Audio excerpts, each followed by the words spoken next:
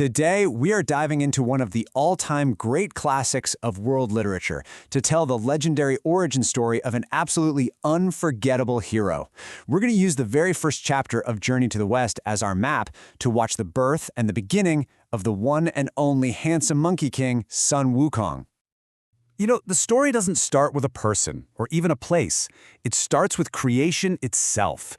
These opening lines, they set this truly epic cosmic stage, talking about a time of just pure chaos before the world as we know it even existed.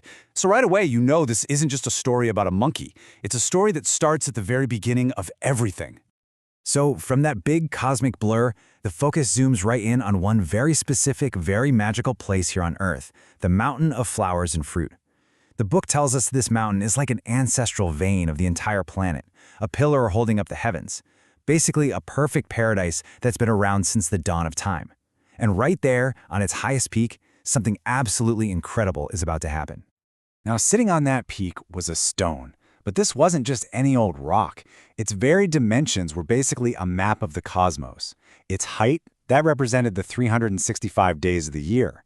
Its circumference matched the 24 solar terms of the old calendar, and the holes in it, they lined up perfectly with Taoist mystical ideas like the 9 palaces and 8 trigrams. For ages and ages, this stone just sat there, soaking up the essence of heaven and earth, the sun and the moon, until it was literally buzzing with spiritual power. And then, one day, boom, it splits open. Out comes a stone egg, and the second the wind hits it, it transforms into a fully formed stone monkey. And what's his very first act? He bows to the 4 cardinal directions. As he does, these 2 beams of golden light shoot from his eyes straight through the clouds, and they actually startle the Jade Emperor himself on his celestial throne. Yeah, a being of cosmic importance had just been born. So this new monkey, he's just living a simple, happy life with all the other apes on the mountain. You know, eating fruit, drinking from streams. He was just one of the guys. But his carefree days were about to lead him straight to a moment of destiny, a challenge that was going to change his life and his name forever.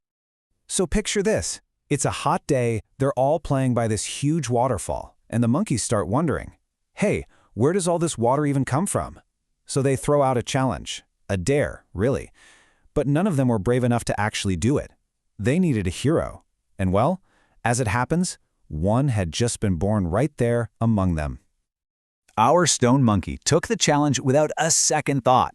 He just shouts, I'll go in, squeezes his eyes shut, and leaps straight through the wall of water.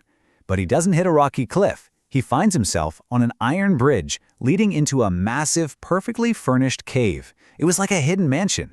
So he goes back out, leads his whole tribe into their new kingdom, and for his incredible courage, they all bow down and name him their king, the handsome Monkey King. For over 300 years, life was perfect. I mean, absolutely perfect. The Monkey King and his subjects lived in this hidden paradise, the Water Curtain Cave, with nobody to answer to and not a care in the world. He was a king in what felt like an endless summer of joy. But, as we all know, even in paradise, a single thought can change everything. One day, right in the middle of a huge party, the Monkey King just suddenly bursts into tears, and it hits him. Despite all his freedom, all his happiness, he wasn't immortal.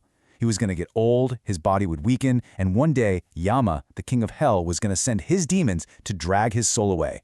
His perfect life, he realized right then and there, was just a temporary illusion. Totally panicked by this awful thought, he turns to his followers and asks this just desperate question.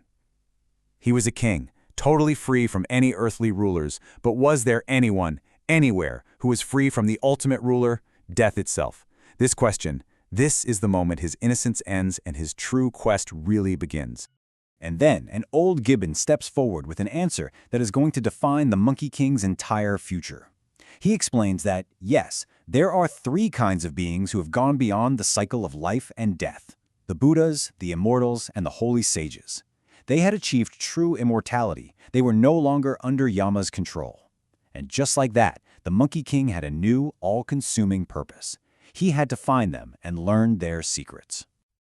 The very next day, the handsome Monkey King says goodbye to his people, who are all weeping and begging him not to go.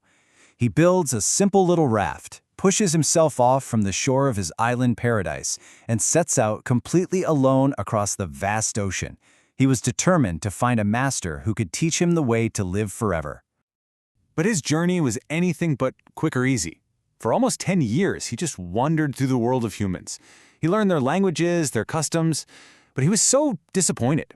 All he found were people chasing money and power with no thought at all for the big questions of life and death.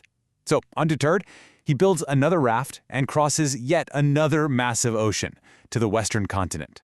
So after more searching on this new continent, he's deep in a forest one day when he hears this beautiful song drifting through the trees. And the lyrics, they were talking about things way beyond the mortal world, about immortals and Taoists and something called the Court of Yellow, which is a foundational text of Taoist philosophy. After a decade of searching, this was it. This was his first real clue. He knew he had to be getting close.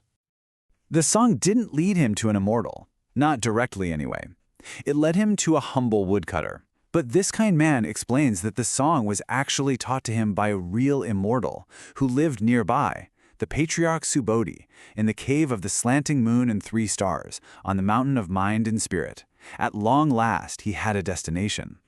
When the Monkey King finally meets the patriarch and explains where he came from, that he had no parents, that he was just born from a stone, the master instantly gets it. He realizes this isn't some ordinary creature. This is a natural creation of the cosmos itself, a being with incredible potential. The patriarch was secretly thrilled, and he accepted him as a disciple on the spot. So the patriarch gives him a name, and this name is just packed with meaning. His new surname, Sun, comes from a character in the word for monkey, but with the animal part of the character literally removed, giving him a civilized identity. But his given name, Wukong, well, that's even more profound. It means awakened to emptiness. Think about that. It's this core Buddhist and Taoist idea that worldly things, like power or even life itself, are temporary. It's the exact truth that sent him on this journey in the first place. He's no longer just a monkey king. He is now Sun Wukong. And so his origin story is complete. He's gone from a cosmic stone to a carefree monkey to a terrified king to a determined seeker and now finally to a named disciple on the path to immortality. His journey to find a master is over, but his journey to awakening his real power, oh, that has only just begun.